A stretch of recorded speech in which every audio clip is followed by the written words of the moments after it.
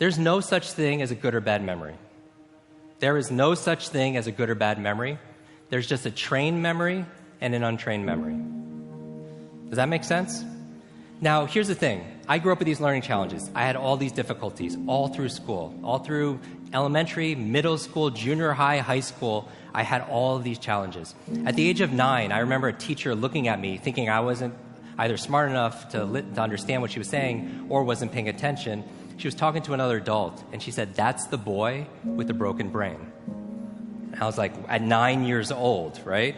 And so those kind of identity issues, those beliefs, does that make a difference? Yes, right? And a lot of people believe that they can't do certain things. They could just never remember names. So I could teach them a strategy, but if the belief is not changed, what happens? It's not, because it becomes self-fulfilling. I remember running a marathon, and preparing for it, I read a chapter of one of the books, and it was on the psychology of running a marathon, right? The mental part. And it said this verbatim, word for word, because I'm a memory expert. It said, "Your brain is like a supercomputer, and your self-talk is a program it will run.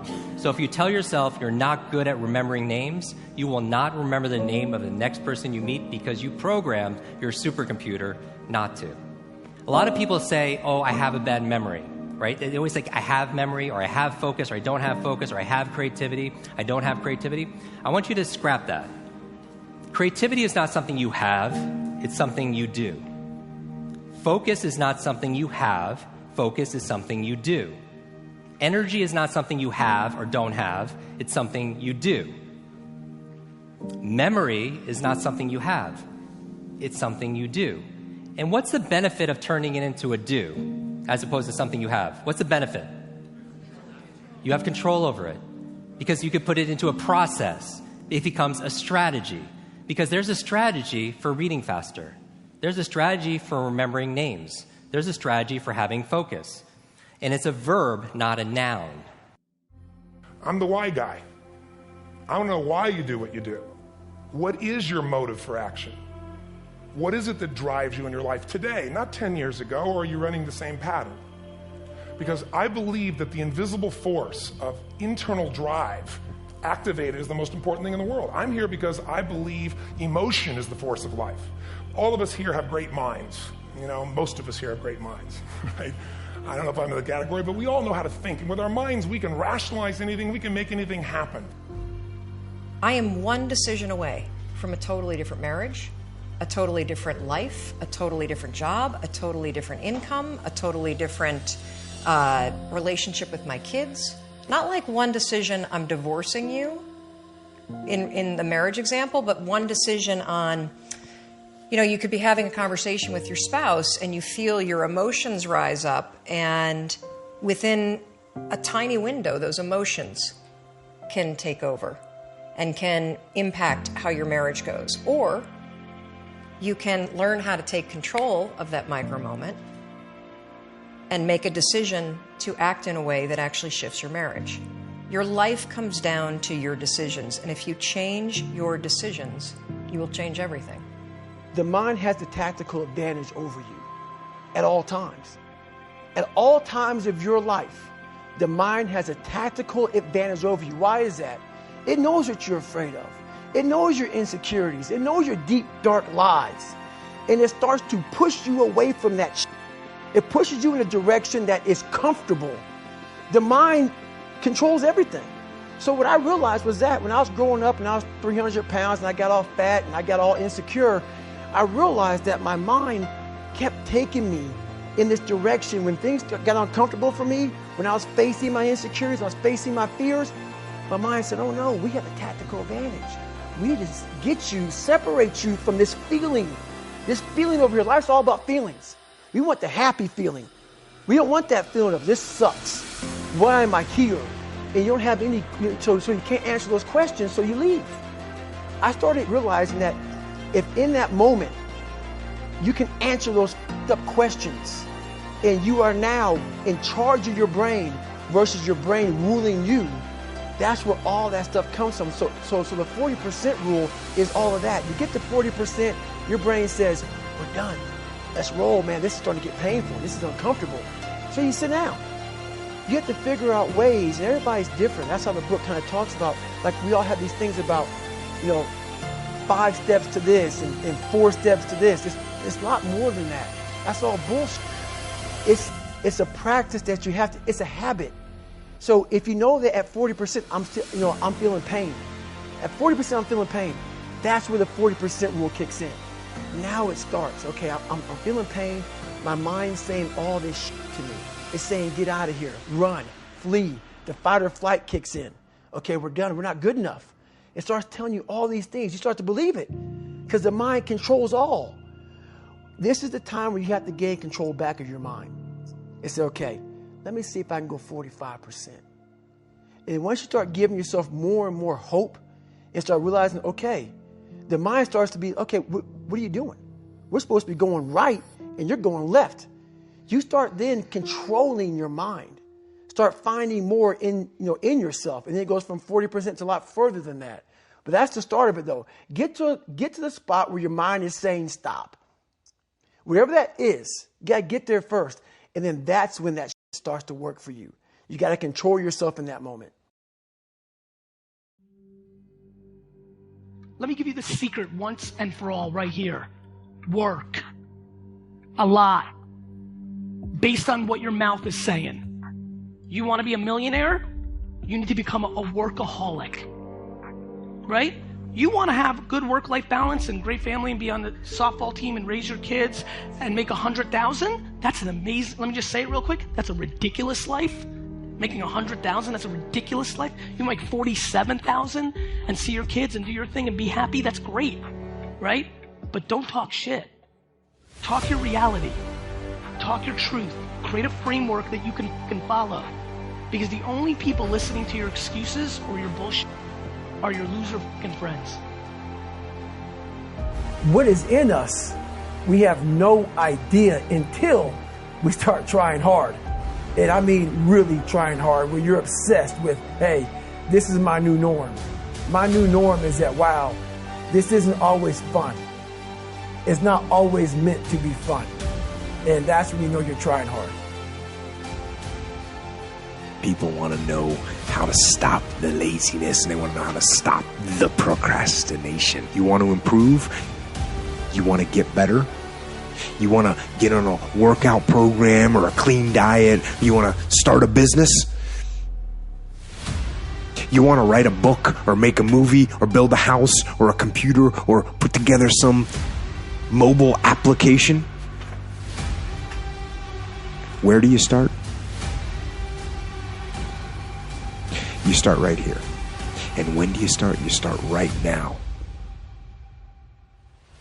Sometimes your life will be in a slump, just like sports. Some of the best shooters can't hit baskets different times in games. They get in a slump. Do they sit on the sideline and say, I just didn't hit a basket today? No, they continue to execute. I suggest to you that if you are facing a challenge, don't stop. Stay busy. Work your plan. Continue to do those things that you know that work for you after you have evaluated yourself in the situation. Continue to move. Stay busy, stay busy, stay busy. Do not take the easy way out. Do not give up based on instinct. If you are forced to stand down, to retreat, so that you can rebuild and reattack, so be it. But make that decision based on logic, not on the instinct of surrender and defeat. Get up. Go. Fight on. Every leader I have ever known had a dream, had a vision. In fact, I would say to you, if you're not seeing what could be and what you would like to have, I would say you probably are not a leader. But what I've discovered about dreams is this: dreams are free, but the journey isn't. And so leaders go beyond just having a dream. They go beyond having a wish list, sitting around a table and kind of hoping something might come to pass. They understand that if they have a dream, if they're a dreamer, they have to pursue that. they have to take the journey. The dream's free, the journey isn't. And what leaders find is that when they go forth through that dream, they continually have to pay that price. They continually have to realize that they make down payments on the dream they have. But there's one thing else I would like to say. All leaders realize that whatever they pay, it's worth the price, because dreams for them do come true. The Newtonian world is all about the predictable. It's all about predicting the future. But the quantum model of reality is about causing an effect. The moment you start feeling abundant and worthy, you are generating wealth. The moment you're empowered and feel it, you're beginning to step towards your success. The moment you start feeling whole, your healing begins. And when you love yourself and you love all of life, you'll create an equal. And now you're causing an effect. And I think that's the difference between living as a victim in your world, saying, I am this way because of this person or that thing or this experience. They made me think and feel this way. When you switch that around, you become a creator of your world, and you start saying, my thinking and my feeling is changing an outcome in my life. And now that's a whole different game, and we start believing more that we're creators of reality. How do we then go from that, like mechanistically, to begin this visualization process of something that's empowering? It's me in a different state. It's my future self. Is it meditation? Is it, what does that look like? If you're not being defined by a vision of the future, then you're left with the old memories of the past, and you will be predictable in your life. And if you wake up in the morning and you're not being defined by a vision of the future, as you see the same people and you go to the same places and you do the exact same thing at the exact same time, it's no longer that your personality is creating your personal reality. Now your personal reality is affecting or creating your personality. Your environment is really controlling how you think and feel unconsciously, because every person, everything, every place, every experience has a neurological network in your brain. Every experience that you have with every person produces an emotion. So some people will use their boss to reaffirm their addiction to judgment. They'll use their enemy to reaffirm their addiction to hatred. They'll use their friends to reaffirm their addiction to suffering. So now they need the outer world to feel something. So to change then is to be greater than your environment, to be greater than the conditions in your world. And the environment is that seductive. So then why is meditation the tool? Well, let's sit down, let's close our eyes. Let's disconnect from your outer environment. So if you're seeing less things, there's less stimulation going to your brain. If you're playing soft music or you have earplugs in, less sensory information coming to your brain, so you're disconnecting from your environment. If you can sit your body down and tell it to stay like an animal, stay right here. I'm going to feed you when we're done. You can get up and check your emails. You can do all your texts. But right now, you're going to sit there and obey me. So then, when you do that properly, and you're not eating anything or smelling anything or tasting anything, you're not up experiencing and feeling anything, you would have to agree with me that you're being defined by a thought, right? So when the body wants to go back to its emotional past, and you become aware that your attention is on that emotion, and where you place your attention is where you place your energy, you're siphoning your energy out of the present moment into the past, and you become aware of that. And you settle your body back down in the present moment, because it's saying, well, it's 8 o'clock. You normally get upset because you're in traffic around this time. And here you are sitting, and we're used to feeling anger, and you're off schedule. Oh, it's 11 o'clock, and you usually check your emails and judge everybody. Well, the body's looking for that predictable chemical state. Every time you become aware that you're doing that, and your body is craving those emotions, and you settle it back down into the present moment, you're telling the body, it's no longer the mind, that you're the mind. And now your will is getting greater than the program. And if you keep doing this over and over again, over and over again, over and over again, just like training a stallion or a dog, it's just going to say, I'm going to sit. And the moment that happens, and the body's no longer the mind, when it finally surrenders, there's a liberation of energy. We go from particle to wave, from matter to energy, and we free ourselves from the chains of those emotions that keep us in the familiar past. And we've seen this thousands of times. In fact, we can actually predict it now on a brain scan. I don't care how good you are. I don't care how talented you are. I don't care how much you work on yourself. There are some times when things aren't going to go right. They just are not going to go right. There are times when anything that can happen will happen. Murphy's Law will be knocking at your door. Why? I don't know why. That's called life. Greatness is not this wonderful, esoteric, elusive, God-like feature that only the special among us will ever taste. You know, it's something that truly exists in all of us. It's very simple. This is what I believe, and I'm willing to die for it. Now you have to set the new stage. Now you have to set the new mark. And be greater than you was yesterday. Realize that you are walking above ground for a reason. 2019 may have had its ups and downs, but you did not stay down. You knew what you had to do to get up, so you got up.